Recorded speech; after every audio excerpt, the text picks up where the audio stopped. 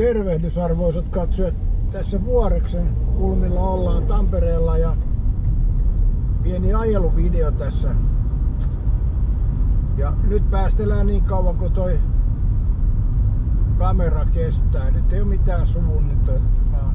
Sääksjärvi 5 ja Hervanta 4. Eli tietysti Hervantajärven voisi tuossa kuvata sen alueen. Ai, tuohon liikennemerkki jäi pahasti eteen. Se on joku käynyt vähän sitä kääntämässä. Nämä on tärkeitä toimia joillekin. Joo, mennään tästä kohti Hervantaa. Ja saatamme saada jotain surkeita vitsejä tähän videolle. Eli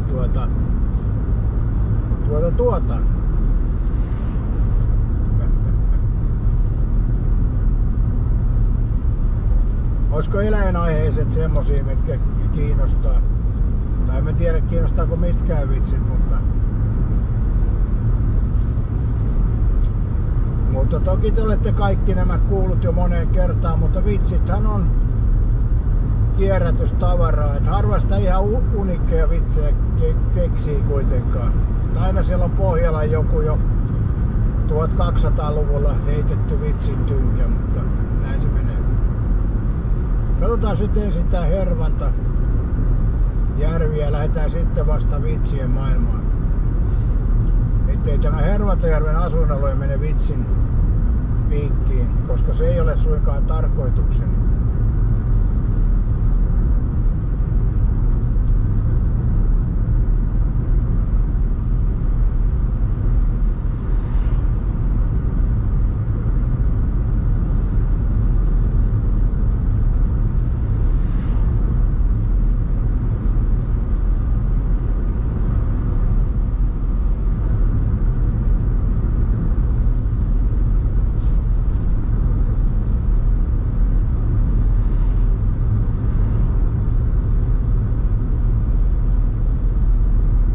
Ahvenisjärven tien vasemmalle ja Matinlahti oikealle. Siellä on joku jo hiihtovähtiöt kaivannut rullilla naftaliinista, että harjoittelee tulevaa talvea varten.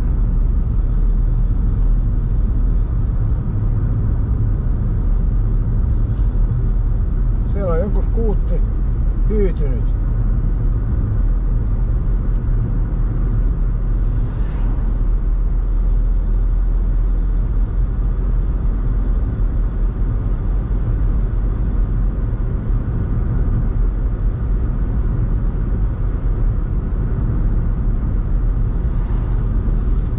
Joo, nyt me saavumme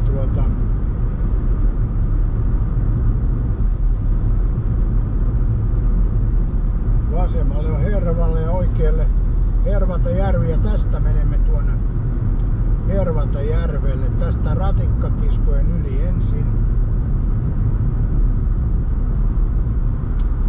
Näin ja tänne.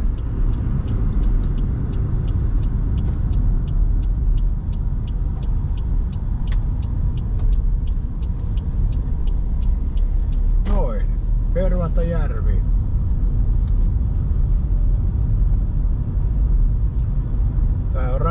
Tänne päättyy nimittäin tämä raitiovaunun linja täältä päästä.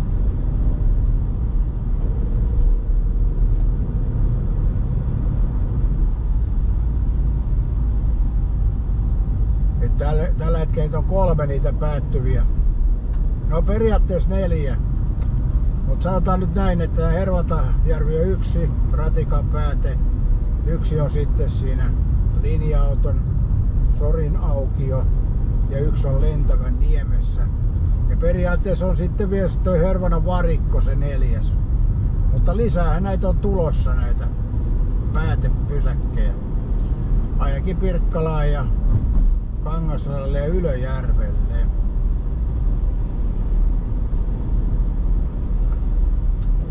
Joo, tämmöstä on Hervantajärvellä.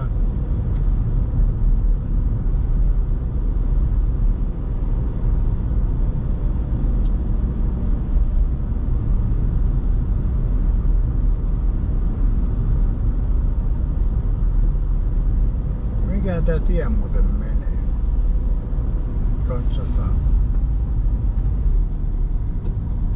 Katsotaan se. Ei tässä ainakaan päättyvä tiemerkki ole.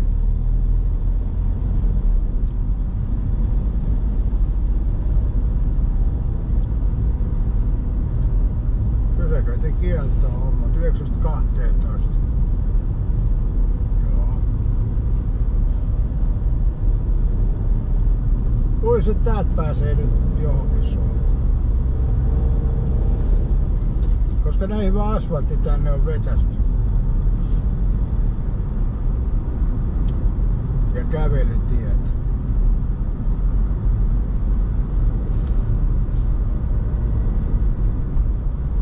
Ja taloja tulee vastaan. What? Mikäs alue tää nyt sitten on?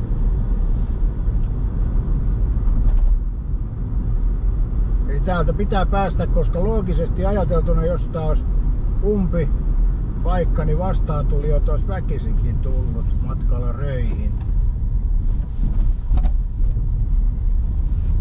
Mutta kolmioita täällä ei ole. Ja bussi numero... Mikä toi on? 13. Olisiko täältähän pääsee jonnekin? Täältä pääsee johonkin. Mä en nyt osaa sanoa äkkipäätä mikä tämän paikan nimi on, mutta tossahan se on merkittynä. Eli tää on Lintuhytti.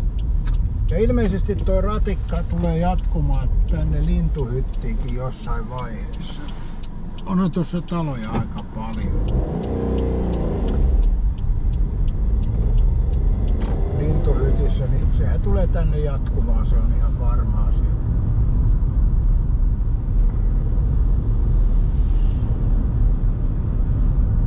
Pitäisikö mun kertoa tässä opettavaisia tarinoita? Nehän on aina hauskoja.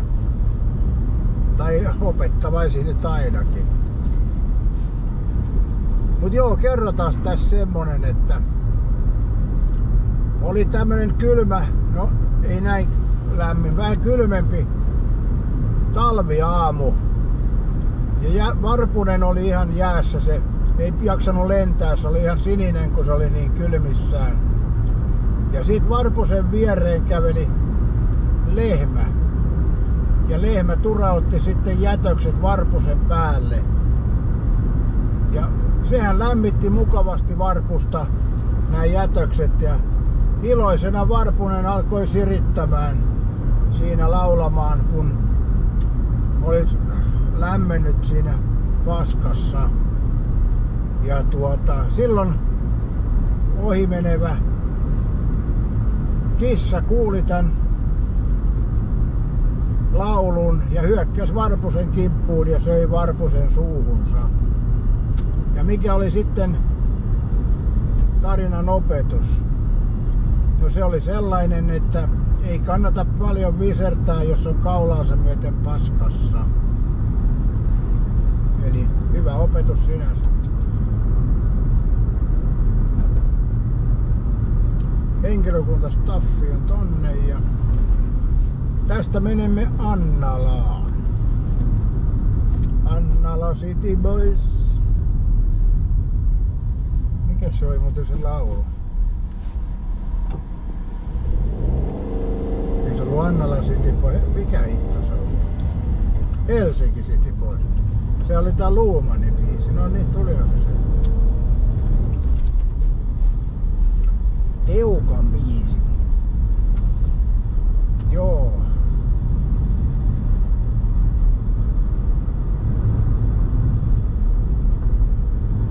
Kyllä näitä uusia paikkoja tänne rakentuu aikamoisella tahdilla, että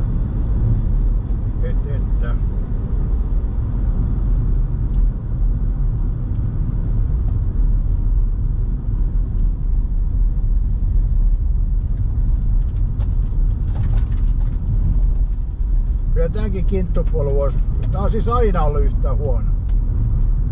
En tiedä koska on ensimmäisen kerran ajanut tästä, varmaan 15 vuotta sitten, ja tää oli silloinkin samanlainen. Ostat just nyt 5 miljoonan kämppää ja ajat tämmöstä kinttupolkua täällä. No.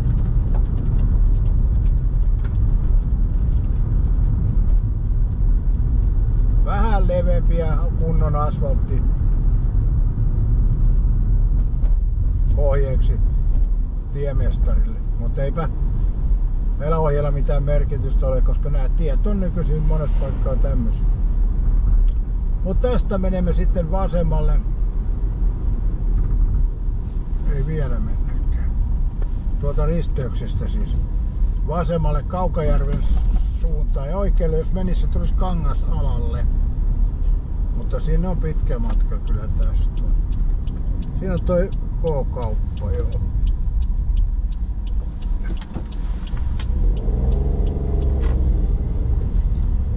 Annala. Mikähän rakennus toikin muuten on? Päiväkoti aika iso joo. Karosen katu on tässä Annalassa nyt ja.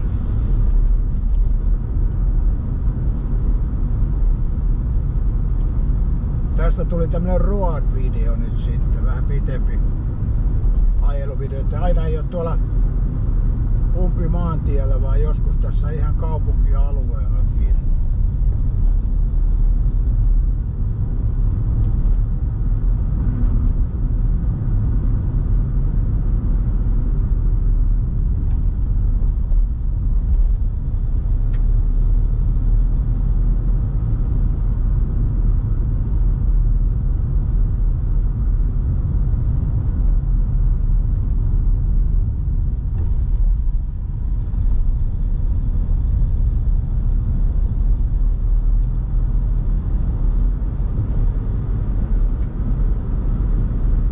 Mikähän pallo tuli tossa?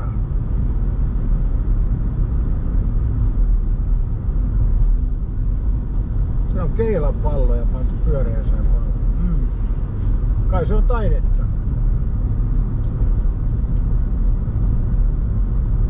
Tuossa oli muuten joku juttu, kun oli löytynyt jostain arkistosta semmonen tökerö piirustus, missä oli naisen kuva ja erittäin arvokas kulttuurihistoriallisesti. Niin kyllä taidekin on aika naurettavaa, että se on sama, jos on vaan kuuluisa, niin töhertää jonkun, niin sillä on arvoa. Sitten vaikka tuntematon tekisi paremman maalauksen tai piirroksen, niin sillä ei ole mitään arvoa. Eli toi ihan pelleilyy toi koko taide. Kyllä mä oon sitä mieltä, että entisaikaan kun näitä taiteilijat teki niitä hyviä tauluja, Kalle Gallelat ja muut, niin ne on oikeasti taitavasti tehty taulua, niin niillä pitääkin olla arvoa. Mutta se, että jollain Kalle Gallela olisi lyijykynällä tehnyt omenan hahmotella, niin silläkin olisi kauhean arvo. Mutta se on mun mielestä se vääränlainen taide. Eli kyllä se täytyy olla taidokkaasti tehty. Eli kun itsekin olen tehnyt tauluja, niin en ole koskaan itseni pitänyt taiteilija, koska ne on semmoisia töherryksiä. Eli ainoastaan voisi olla harrastetaiteen. Ei oikein, en tiedä, onko se taiteilija. Harrastelija, taivaanrannan maalari on ehkä se. Harrastelija, öljy, vesiväri, akvarellimaalari. No, ei sillä nimikkeellä se merkitystä ole, mutta taiteilija en kyllä ole, eikä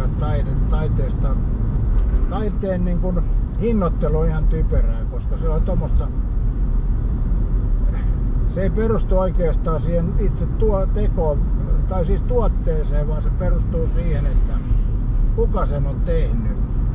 Eli Alexander Stuppi voisi tehdä kukka-asetelman, niin sehän nousisi hintaan arvaamattoman. Ja Juvan grilli oli siinä. Niin tässä on Juvan katu, joo. Ja oikealla on toi Kaukajärven urheilutalo, missä on joskus nostettu punttia uskomattomia määriä. En mä sano, että minä olen nostanut, mutta jotkut on varmaan nostanut. Kaukajärven koulu. Tästä jatkemme suorin vartaloin.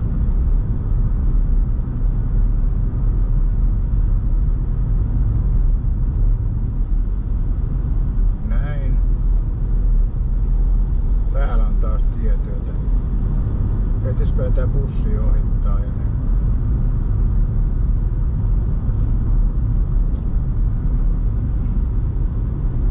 Joo, Kaukajärvi, Tampere. Siellä McDonald's, Vasan Topmani oli tossa ja Tampereen muistomerkit ovat tässä ympäri tietä taas.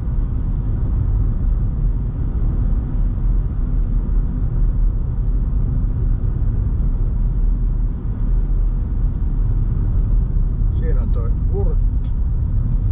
Nythän on suosiolliset nämä liikennevalot. Mitäs?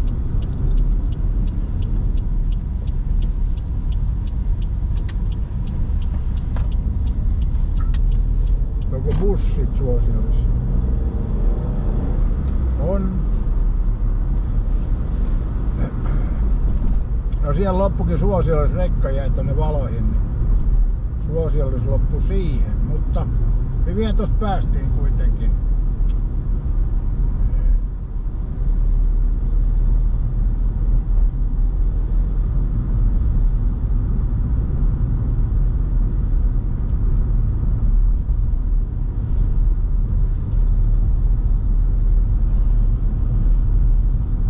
Joo, sitten tässä on sopivasti toinen vitsi kerronta paikka melkeinpä.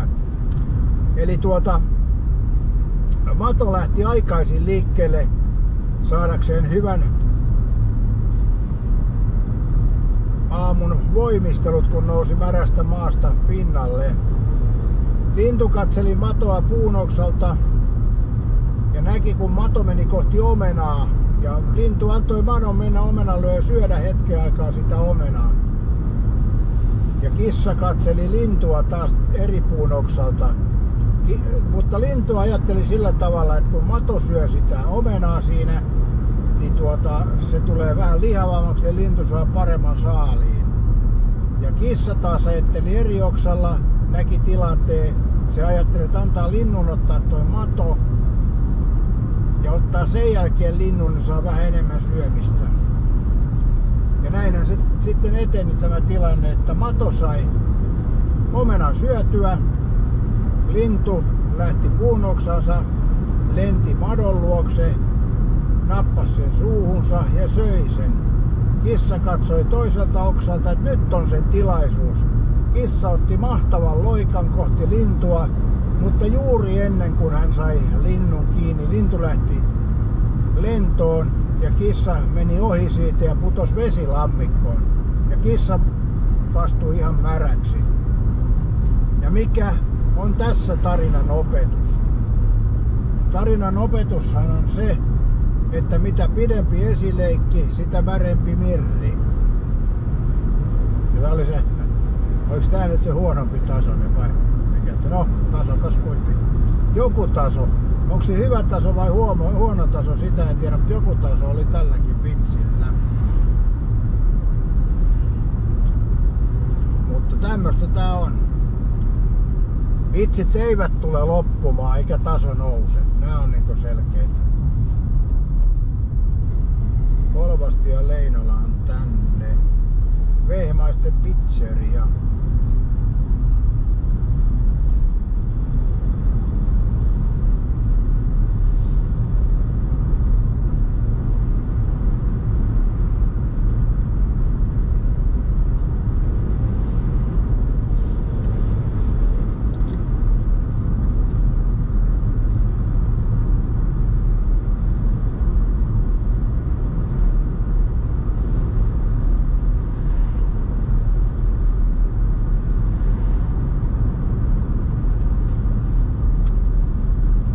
Tässä on tää Tepol, Vehmaisten Tepol.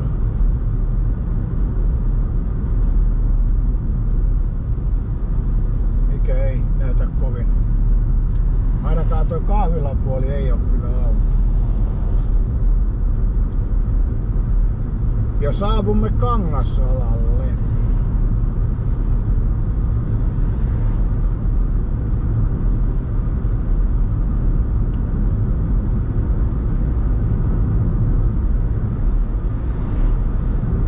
Kangassala. Mikä kanteleen kuva tuossa oli Kangassalan vaakuna?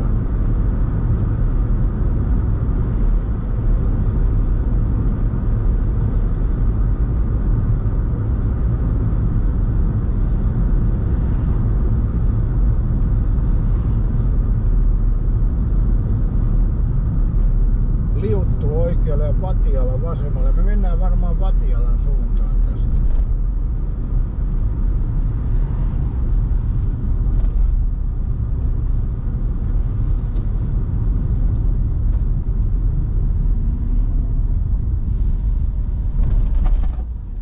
Salen kohdalta.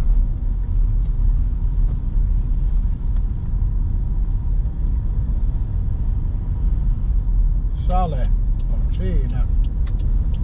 Ja mennäänpä tästä Vatialan suuntaan.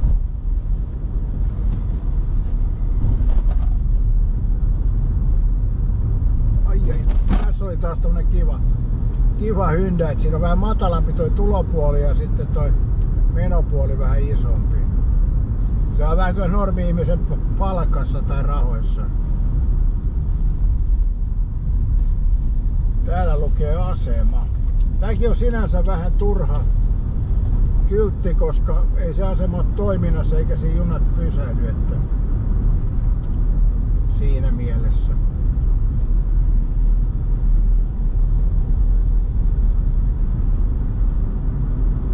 Uuteenmäen tie, okei. Loistavaa. Vatialan koulu.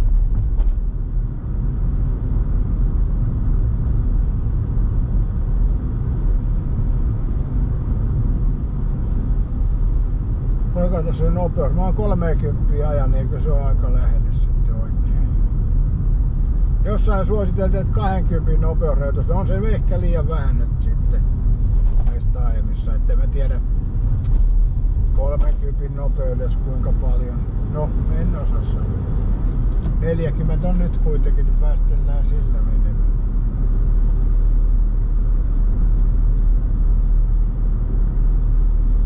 Sä näin minkä pituinen tästä videosta nyt tulee sitten, kun tää...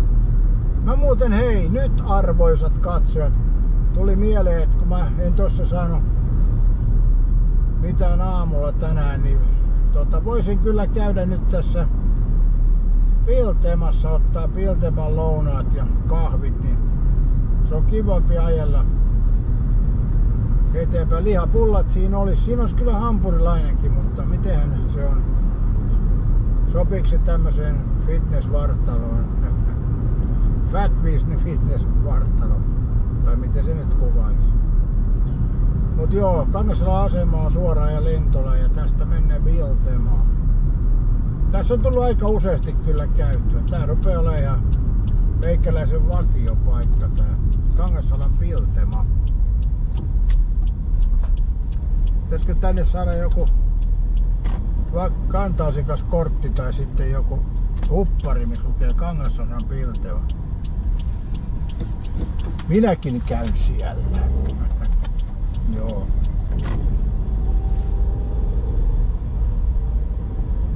Piltemä vuokraa peräkärryillä.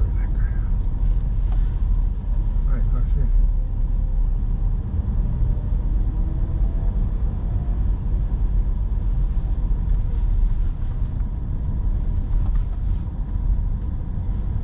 Näin.